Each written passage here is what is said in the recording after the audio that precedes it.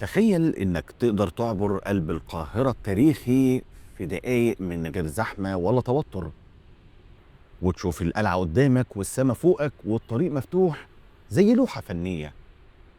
النهاردة مش جولة عادية، النهاردة هنمشي في شريان جديد بيغير شكل القاهرة من جديد، وهنعرف ازاي طريق واحد قدر يفك عقدة مرية عمرها عشرات السنين. خليك معايا للآخر عشان اللي هتشوفه النهاردة هيغير نظرتك لطريق صلاح سالم تماما. دلوقتي بقى تعالوا نبدأ جولتنا بهدوء كده واحنا ماشيين سوا خطوة بخطوة. النهاردة جولتنا على واحد من أهم الطرق اللي اتغيرت ملامحه بالكامل في القاهرة، محور صلاح سالم الجديد، الطريق اللي أخيرا فك الزحمة التاريخية حوالين السيدة عائشة والقلب التاريخي، واللي بقى بيربط شرق القاهرة بغربها وجنوبها بطريقة انسيابية ما كانتش موجودة قبل كده. احنا حابين نبدأ الرحلة من مكان كلنا عارفينه كويس، وهو كورنيش النيل، واحنا جايين من ناحية المعادي وحلوان. ولو حضرتك في الجزء ده وعايز تطلع على صلاح سالم او السيدة عائشة، زي ما حضراتكم شايفين معانا على يمنا في كوبري اللي بيطلع على محور الحضارات وطريق مصر القديمة في اتجاه صلاح سالم. ولو كملت على طول هتروح على المنيل والملك الصالح والقصر العيني والتحرير، لكن احنا هنطلع الكوبري من هنا عشان نعيش الرحلة الكاملة مع بعض.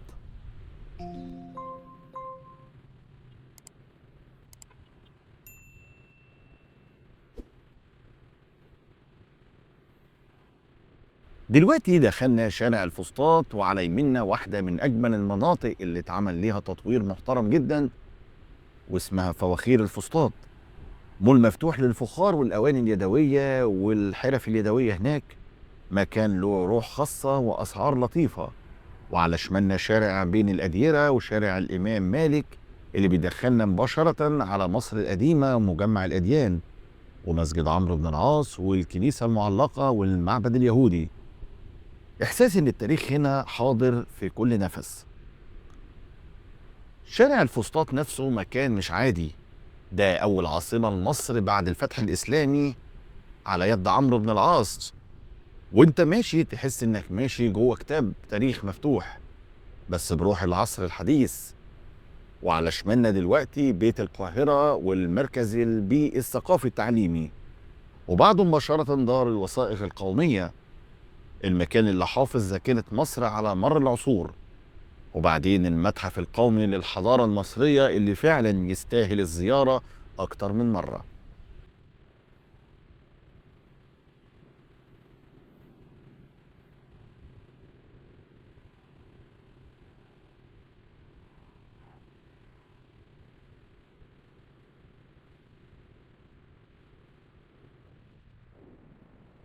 واحنا مكملين المتحف على شمالنا، وقدامنا كوبري بيطلع مباشرة على طريق النصر والاوتوستراد، وممكن منه تروح للمقطم ومدينة نصر.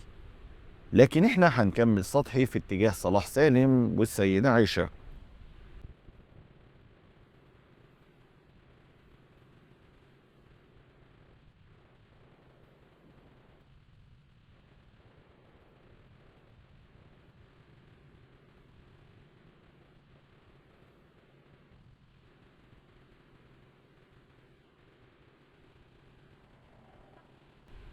عدينا من تحت الكوبري وبقينا على طريق مصر القديمة، ومن هنا بيبدأ التحول الحقيقي.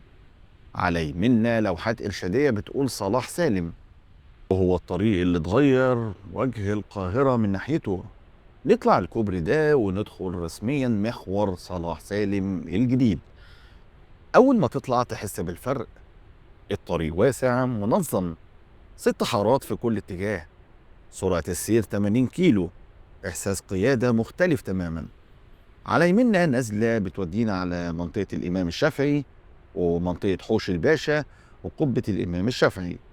واحنا ماشيين نلاحظ جبل المقطم من بعيد عن يمنا، والسماء مفتوحة والطريق ممتد قدامنا وواسع جدا ومناسب لعدد حارات كتير من السيارات، وكأن القاهرة أخيرا بتتنفس. الهدف من المحور ده واضح جدا، إنك تكمل طريقك من غير ما تدخل ميدان السيدة عائشة اللي كان عقدة مرورية لسنين وبيبقى فيه زحام واضح في أوقات ذروة كتير خلال اليوم وخلال الأسبوع، خصوصا إن المنطقة هناك بتتحول حاليا لممشى سياحي ممتد من سور مجرى العيون لغاية مسجد السلطان حسن والرفاعي.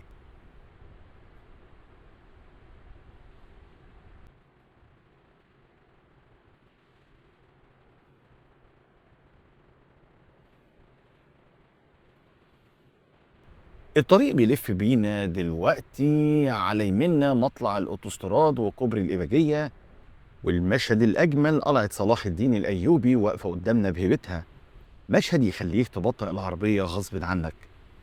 اللوحات الإرشادية واضحة، الجيوش يمين، السيدة عائشة رجوع، المقطم والقلعة كمل على طول، واحنا نكمل. واللاندسكيب بدأ يظهر والأشجار لسه صغيرة، لكن واضح إن المكان بعد كام سنة هيبقى تحفة بصرية حقيقية. بطول 2.8 كيلو متر في دقايق بنكون وصلنا لحد المسار القديم لصلاح سالم، وعلى يمنا بوابات القلعة والمنطقة المحيطة اتعمل لها تطوير وتشجير يليق بقيمة المكان.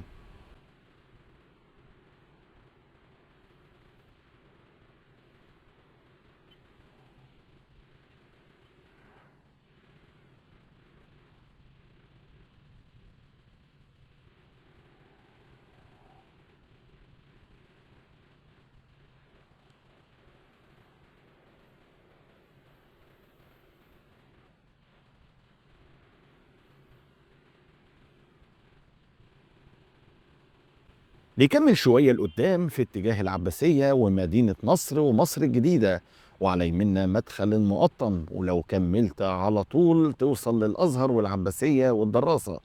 لكن احنا هنلف ونرجع ناخد الاتجاه التاني عشان نشوف الطريق من الجهتين.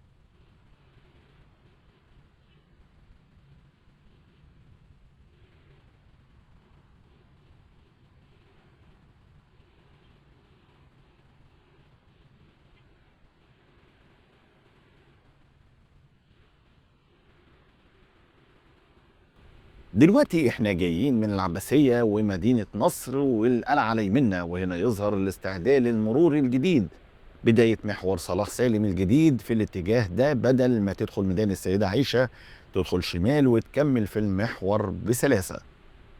احنا جوه المحور مرة تانية، على شمالنا كوبري الإباجية وعلى يمنا مخارج الأوتوستراد، في نزلة تحتينا نفق بيودينا لسوق الحيوانات الأليفة وميدان السيدة عائشة من الداخلي.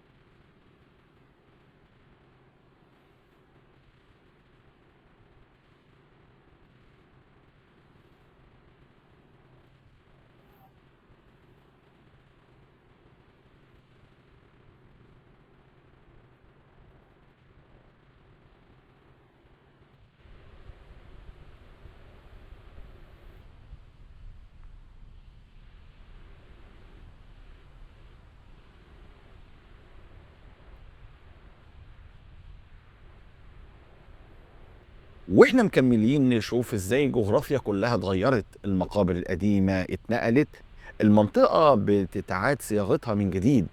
نادي الأبطال على شمالنا إعادة تأهيل شامل للمنطقة.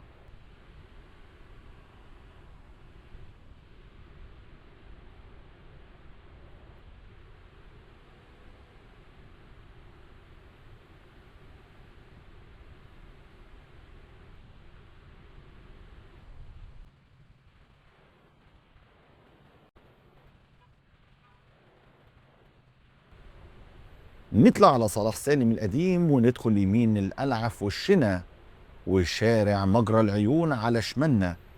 سور مجرى العيون بيدهن ويتجدد بعد سنين طويلة، وعلى شمالنا مسجد السيدة نفيسة، وعلى يميننا منطقة الإمام الشافعي.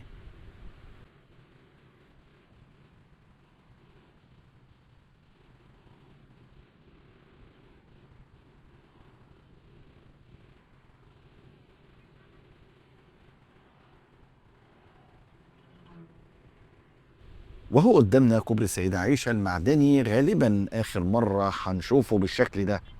كوبري شهد حوادث كتير وخطورة عالية، وقريب جدا هيتزال، والمنطقة كلها هتتحول لواحدة من أهم المناطق السياحية المفتوحة في القاهرة.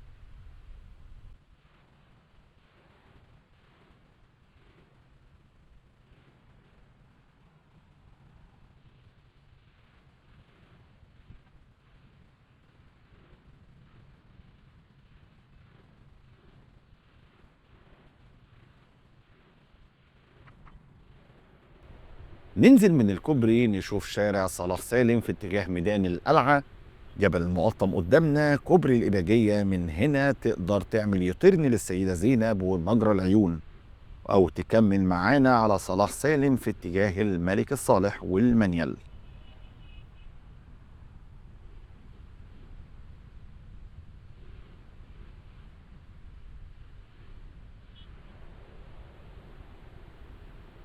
احنا كده لقينا الطريق من الاتجاهين، شفنا كل المداخل والمخارج، وعرفنا ازاي نستخدم محور صلاح سالم الجديد بسهولة ومن غير توتر.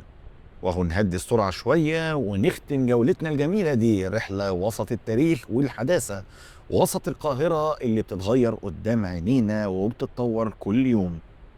أتمنى الرحلة تكون فادتكم واستمتعتم بالمشي في الجولة معانا. لو الفيديو عجبكم ما تنسوش تعملوا لايك وتشتركوا في القناة وتفعلوا الجرس تان جولتنا اللي جاية. واسيبكم على وعد بجولة جديدة في مكان جديد من قلب مصر.